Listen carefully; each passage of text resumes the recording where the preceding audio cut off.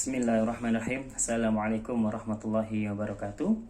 Saya akan berbagi untuk penanganan AIN ya, yang kasus yang waktu di grup itu adalah salah satu member ponakannya terkena kemungkinan AIN ya.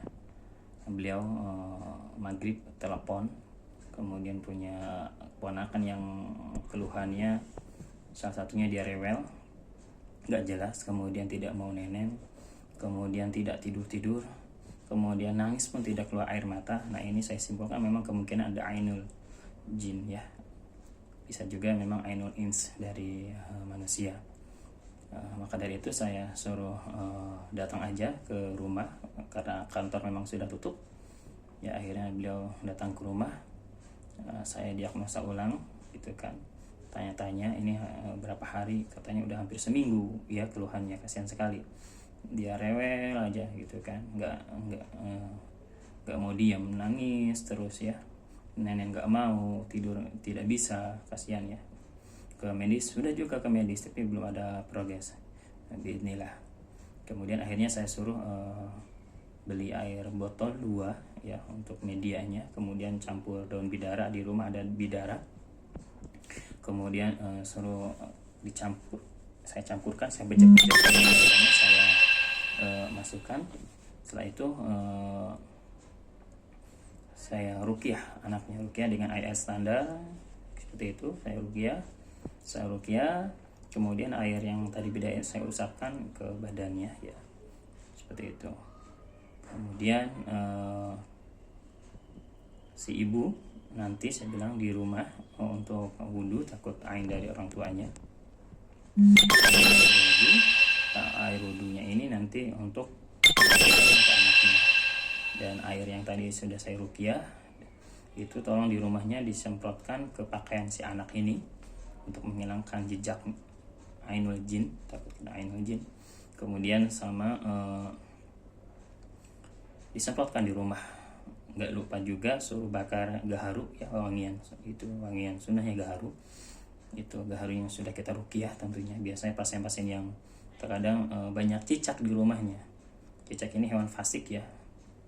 Ada yang bilang bisa mengatasi, wallahu alam.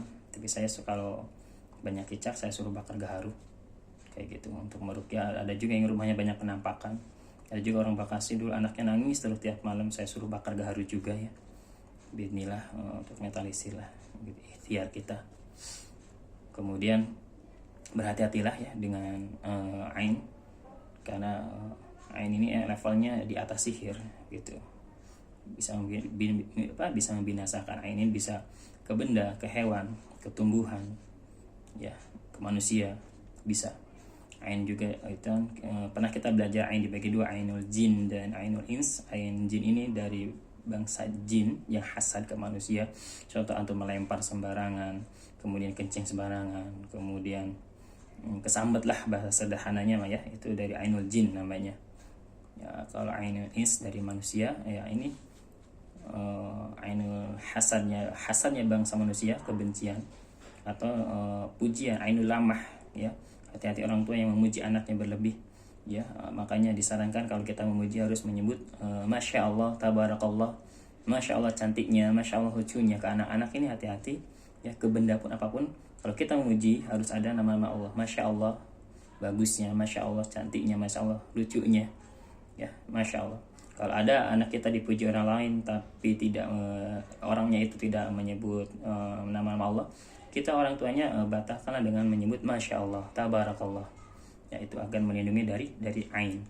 Ain ini bisa terlempar dari orang terdekat, orang tuanya, bapaknya, keluarganya, ibunya, saudaranya, temannya, tetangganya ya. Itu ada rumusnya juga ya, siapa yang pelemparnya itu kita data seperti itu. Bismillah. Kemarin ini kayaknya kena ain ini anak, kemudian saya terapi, bismillah selesai dengan izin Allah begitu ya. Itu dengan hudunya, dengan diruqyah juga seperti itu. Cukup mungkin itu share tentang bab ain ya. Nanti kalau antum punya saudara atau teman ciri-cirinya seperti kena ain, cobalah lakukan materi ini, teori ini atau ilmu ruqyah ini, coba lakukan untuk bikin air ruqyah, kemudian ada bidara di situ, kalau ada gaharu bakar gaharu, kemudian siapa yang dicurigai yang pelempar airnya suruh wudu, ya seperti itu. Nanti untuk mencari pelempar air ini memang lebih dalam lagi ya pembahasannya, minimal orang tuanya aja dulu gitu. Kadang orang tuanya kadang anaknya rewel banget lagi main, kesal banget nih, ini melempar air kepada anaknya tanpa sadar. Makanya kadang saya kalau ada saya pribadi atau istri suruh wudu, suruh usapin ke anak saya. Ya, dulu pernah anak saya pun terkena ain dari orang tua, kemudian pernah juga dari ainul jin ya, dari habis main di mana, kemudian pulang-pulang sakit demam, itu kita netralisir dengan ruqyah syariah. Ya, barakallahu fik. Assalamualaikum warahmatullahi wabarakatuh.